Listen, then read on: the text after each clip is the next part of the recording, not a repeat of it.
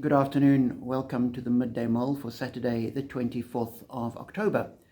With Robert Murray McShane, today we're reading 2 Kings chapter 4, continuing to follow the life of Elisha, the prophet of God. There's a story of 2 women. The first one is the widow of one of the prophets. And she comes to Elisha, says, I'm destitute. They're about to sell my sons as slaves to pay off my debts. I don't know what to do. When Elisha asks her what she has, she says, I have a small jar of olive oil. So he tells her, get as many jars as you can and fill them from that one jar. Verse 5, she left him and afterwards shut the door behind her and her sons. They brought the jars to her and she kept pouring. When all the jars were full, she said to her son, bring me another one. But he replied, there is not a jar left. Then the oil stopped flowing. And Elisha tells her, take the oil, sell it, pay off your debts, and live off the remainder of the proceeds, you and your sons. So she was provided for by God. This is then followed by a story of another woman.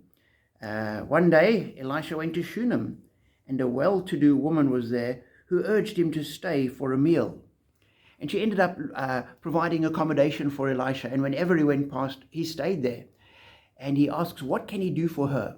She's well off. She doesn't need anything from him. But Elisha's servant reminds him that she has no children. She hasn't got a son. So Elisha prays for her and she gives birth to a son. And I'm struck by, here you have 2 women with 2 very, very different needs. The one had absolutely nothing and was desperate.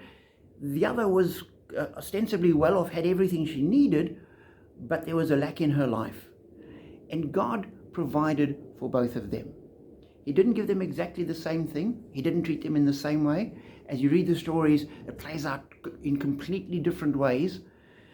But where they were in their need was where God met them. And for me, that's very encouraging, because every single one of us has needs, and our needs vary.